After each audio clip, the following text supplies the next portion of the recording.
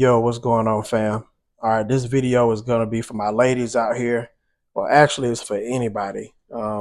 It's for my guys as well, or guys, if you haven't been in this situation, and you got a girl or your wife, or of any other ladies who go out, they like to party a little bit. Um, this video could help you. Ladies, pay attention. Now, this may be something that's old. You may have seen this technique used before. If you've seen it before, cool. If you know somebody who hadn't seen it, pass the message along. But for the ones that know me, y'all already know what type of work I do. But I'm gonna tell you a little quick story about something that I saw um, a few days ago while I was out working. Um, so there were two ladies who were standing at a bar, and I'm usually very attentive, and I pay attention to my surroundings when other people aren't. And I was standing close to one of the young ladies, and she tapped me on the shoulder, and she said, "Hey, there's this guy over here. Um, I don't know who I need to talk to or who I need to make a complaint to, but I'm about to knock him out." So she didn't specifically tell me exactly what he did, but I told her, I said, "All right, I'm gonna just make sure I keep my eyes on him." She said, "Okay, cool, thanks." So I did for the rest of the night. I'm watching the guy, and he didn't necessarily do anything wrong per se, but he kept giving off these weird vibes. He was standing really, really close to the two young ladies. I mean, it wasn't like a lot of people around him where he had to. He just chose to, and he was standing damn near shoulder to shoulder with him. He kept turning around, staring at him, doing this long, lingering look, and just kind of making him feel a little bit uncomfortable. He'll turn around again and kind of stare at him, like he was really trying to get their attention. They weren't paying him no attention whatsoever, and they were standing really close to each other, like just trying to just have fun and do their own thing.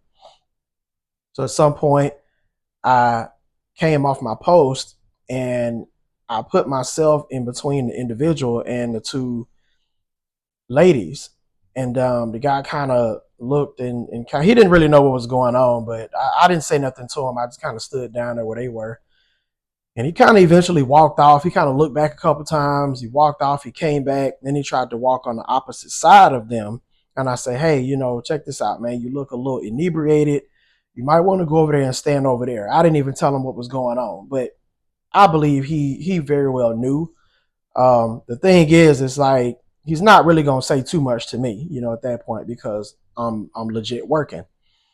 So I went back to my post, kept my eye on the guy, and so one of the girls, she had a cup, with some alcohol in it, whatever she was drinking, and I don't know, it could have been water, whatever, and so she had a napkin and a cup, and she had her straws in the cup. So what she tried to do was, I guess she felt so uncomfortable with the guy being there. I think it was a little smaller cup. These straws are sticking out a little bit, but it's to kind of give you an idea what was going on. So she tried to take the napkin and put it over the cup, but it wouldn't quite really stay.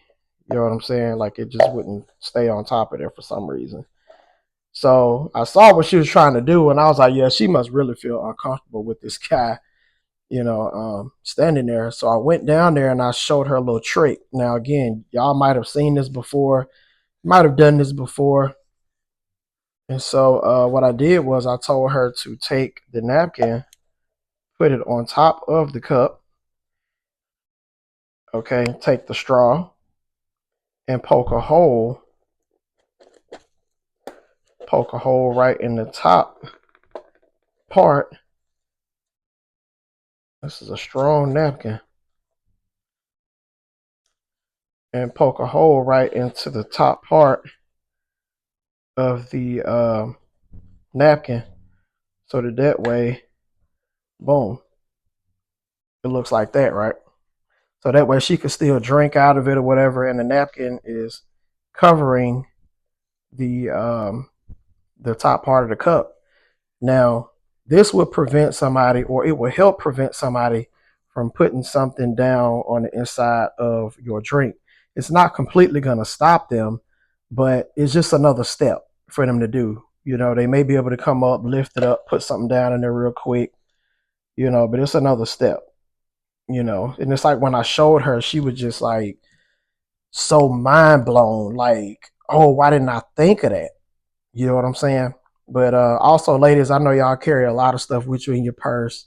You carry, I don't know, whatever it is that y'all carry.